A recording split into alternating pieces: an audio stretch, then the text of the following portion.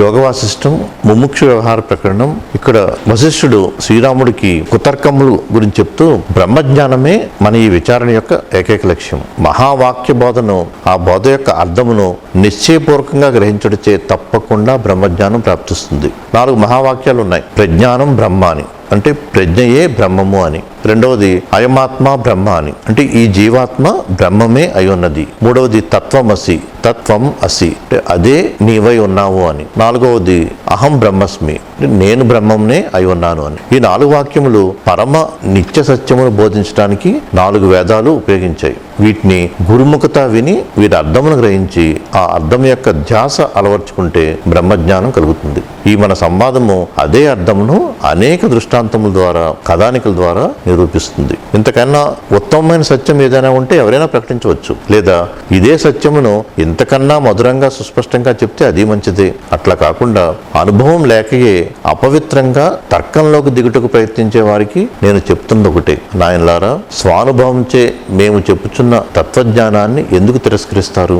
అనేక మంది ముముక్షువులను దృష్టిలో పెట్టుకుని అనేక సోదాహరణంతో మీరు బ్రహ్మం కంటే వేరు కాదని మేము నిరూపిస్తున్నాం. ఈ పరమసత్యమును సర్వజనులపై గల ఆప్యాయత చేతనే ప్రకటిస్తున్నాం. కుతర్కం చేయు మిత్రులారా, మీరు అనుభవపూర్వకంగా సత్యమునే ఎరుక్కుండాను ఎవరైనా చెప్పిన దాన్ని వ్యతిరేకించడానికి మాత్రమే ఎందుకు ప్రయత్నిస్తున్నారు? మీపై మాకు సర్వదా ప్రేమయే ఉంటుంది. దయచేసి మొట్టమొదట మీ దృష్టిని శుద్ధపరచుకోండి. యత్నశీలురై ప్రాణాయామ, ప్రత్యాహార, తితిక్షాది అష్టాంగ యోగములచే బుద్ధిని సునిశ్చితం చేసుకోండి. అప్పుడు ఈ శాస్త్రములు విచారించండి. ఇది సత్యమో కాదో అప్పుడు మీరు నిర్ణయం చేసుకోండి. ఇంతకు మించి మేమేం చెప్పగలం? ఓ సర్వజనులారా, మీలోని ప్రతి ఒక్కరిలో స్రవించుచున్న అమృత తత్వమును మేము గ్రహించాం. అట్లు ఎరిగిన దాన్నే మీ అందరికీ ఈ ప్రయత్నంచే, ఇట్టివే అనేక ప్రయత్నములచే గుర్తు చేస్తున్నాం. అట్టి మేము శ్రేయోభిలాషమే గాని ఏమాత్రం శత్రువులం కాదు.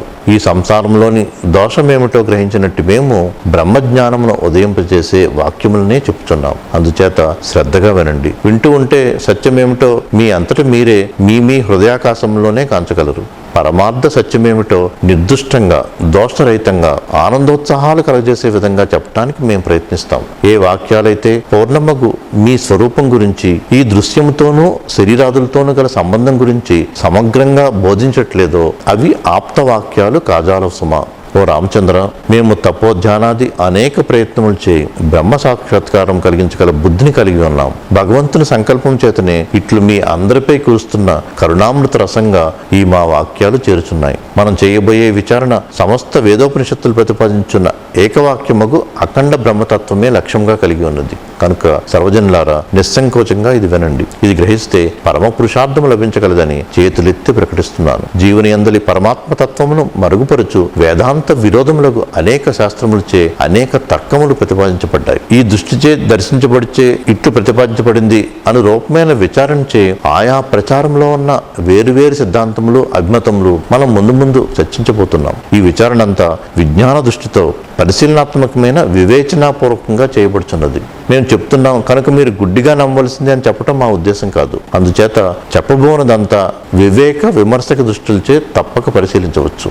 మరొక ముఖ్యమైన విషయం, మేము అనేక పురుష ప్రయత్నములచే, తపోధ్యానాదులచే మా చిత్తమును పరిశుద్ధపరచుకుని అప్పుడు మాకు అనుభవమే ఉన్న సత్యమును మీ ముందు ఉంచున్నాం. జనులలో అనేక మంది తగు యత్నం చేసి ఉండకపోవచ్చే వారి మనస్సులలో పదార్థిక దృష్టి, ప్రాపంచిక దృష్టి బలవత్తరమే ఉండే అవకాశం ఉంది. అందుచేత కొంచెం మాపై విశ్వాసం ఉంచి ఈ విచారణను స్వీకరించదురు కాక.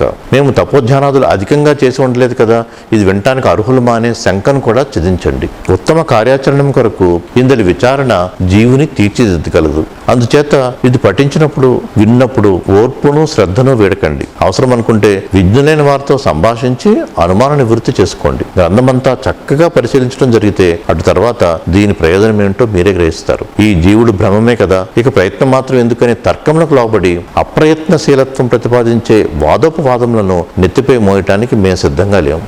ఊరకే వాదోపవాదములచే మనస్సు కలుత చెందటం జరుగుతుంది. జీవితం అమూల్యమైనది. కేవలం తర్క వితర్కములచే ఉత్తమ వస్తువును సాధించలేం. అనుభవం మాత్రమగు పరమాత్మతత్వమును పొందుటకు చివరికి పఠించువాని అంతరంగమే స్థానం. మనం ఈ విచారణ యొక్క పాత్ర లేనిదాన్ని లేనట్లుగా, ఉన్నదాన్ని ఉన్నట్లుగా చెప్పటం వరకే. గ్రహించువాడు దోషరహితమైన వివేకంతో ఈ బోధను పరిశీలిస్తూ ఉండగా అద్వితీయముకు ఆత్మను నేనే అనే అనుభవం పొందగలడు. మేము ప్రతిపాదించినంతా వేదాంగంలోని విజ్ఞాన సాధనకు అనుకూలంగానే ఉంటుందని మాత్రం మనం చెప్పగలం. మహావాక్యములని చెప్పబడే అహం బ్రహ్మస్మి వంటి వేదవాక్యములే మనం ఈ విచారణ అంతటికీ ప్రమాణాలై ఉన్నాయి.